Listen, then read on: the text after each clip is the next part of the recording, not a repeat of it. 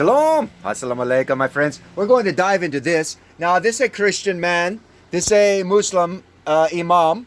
And this Imam is going to try to entrap the Christian. He does a good job. But the Christian cannot answer back because he doesn't know what I know. Listen to me, Imam. When these Christians find out who I am, you Muslims are in a world load of fucking hurt. Because when the Christian finds out that I am in the world and I am teaching all the truths of the Word of God, every Muslim, you better watch your asses talking to them in these manners anymore. Because they're going to be quick to answer you and make you look like a dummy. Because I'm going to show you how dumb I'm about to make this Imam look right here. You guys ready for this? These guys always say the same thing. Now you're going to see him say what he was told to say. He was taught. You are taught to say what you say by you got a certificate and a fancy robe. Now you think you're wise. Jeremiah chapter 8 verse 8. Fuck you, boy. Now all these people are going to get excited when the Imam thinks he puts this man in his place. This guy going to get excited and everybody in the crowd get excited. But the man can't come back and say anything. So I'm going to fuck this Imam's ass up. Watch. No, the same thing. Now come on. Now, so you say. Now you're saying that the one he said, "Oh Father, why have you forsaken me?" You're talking to Jesus is talking to himself. Sure. So he is forsaking himself. Sure. Is that what you say? Sure. The humanity of Jesus Christ died. But Jesus, did he lose his? He never loses his divinity. He didn't lose his divinity. So while he was on the cross, he didn't lose his divinity. No. And yet he said he's forsaken. Sure. Does God forsake his people? No, he doesn't.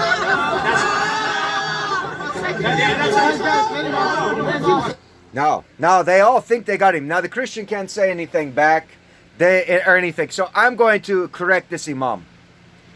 First of all, the spirit and the flesh are separate. So when you people go around saying that Jesus was divine, the only thing divine about Jesus was that which was inside him, which was Allah himself.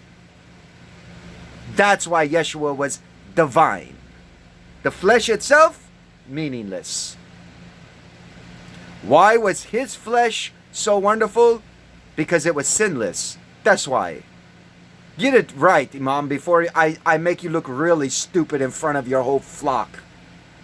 Secondly, now you have the understanding, right? You understand that, right?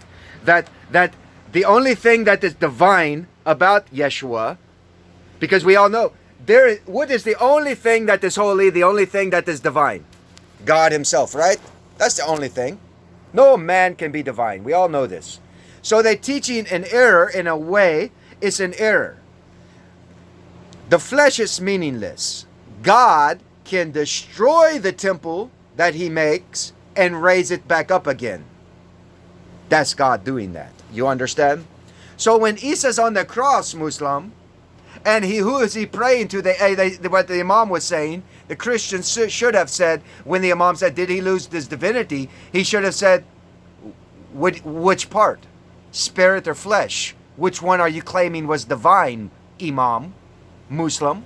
Huh? What was divine? Was the flesh divine? Or that which is Quran, which is in Surah 3 by Maryam, that states that Allah put his own spirit and his own word inside that flesh. Get it right. You still want to fight with me? You want to battle with me? We'll keep going now. Let's keep going. Now the Imam, he wants to try to say, when Jesus is on the cross, now you understand that I have corrected that whole error of Jesus and divinity, spirit and flesh. I've showed you that now. You got the truth, right? Now let's go into what he said secondly. Jesus, who is he prayed to? He prayed to the Father. Did he lose his divinity? What's the only thing that animates the flesh?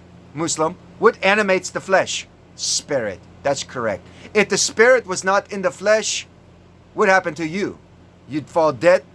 Yeah, you would. Yeah, you would. So this Imam doesn't even understand the difference between flesh and spirit. That's where they're all wrong as well. When they read the Quran, they keep reading Muhammad's words. When Muhammad, when he spoke, sometimes he spoke out of his heart, sometimes he was speaking out of the spirit. That's what you Muslims fail to understand. And that's what all people fail to understand about prophets to begin with. Now, when you go and he said, who's he praying to? Did he lose his divinity? The man said no. And then the Imam asked him, so, does God forsake his people? And the Christian man said, no, he doesn't. Let me correct both of them. The Most High God says this, I will have compassion on whom I have compassion, and I will have mercy on whomever I have mercy.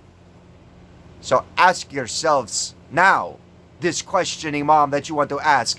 Will God ever forsake his people? Yes. Yes. He'll do whatever he fucking wants. He even, how many times did he forsake Israel? Israel, his chosen. How many times, because of their backsliding, did he forsake them and hand them over to be punished? This Imam is stupid. Any Imam teaching like this Imam is full of shit. I just exposed it. I just exposed it. You want to come battle me? How many? I challenge Ayatollah Khamenei. Since these are his little minions, I challenge the bigwig. Come fucking debate with me, Khamenei Soufani, fucking jackass. But they don't. None of them will, because why? They know that I come to destroy everybody's shirk. See, the Muslim went around, they want to say, oh, he's going to come destroy the Christian. I'm going to come destroy you both. All of you, I'm coming to destroy all of your foul-ass shirk religions of beads and temple building and every fucking thing else, jackasses. Now, so you have the better understanding now of what these guys were arguing about and what they were saying. I have just cleared it all up for you, and everyone knows what I have just said is truth. So now let's get into this. Who's the only one? If Jesus is going to be hung on a cross, I ask the Muslim, why would God, in whom he give a gift to Miriam and put his own spirit and his own word inside, and this man was sinless according to the law, why did God forsake him and hand him over to be punished when it was not a just thing, for he never broke the law?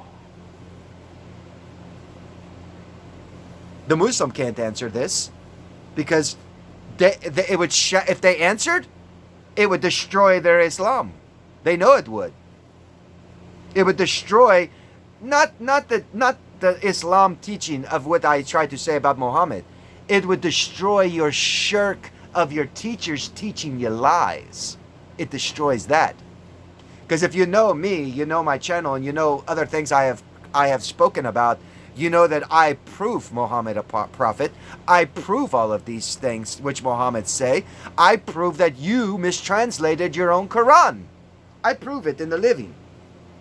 Everybody knows this. So that's when I ask you, again, I ask these guys, why did God hand Yeshua, the sinless man, over to be crucified? For what? Well, what did he say to Isa? Even in the Quran, when Jesus, after the crucifixion, where did Jesus go? Oh, he's appointed right by God. Is that what it says in the Quran? God appointed him next to him, right by God, right arm. Whose right arm saves you, Muslim? Whose right arm? Who's the right arm of God? Who is God's salvation? If the right arm of God is what salvation is, whom is the right arm of God? Yeshua. That's the right hand of God.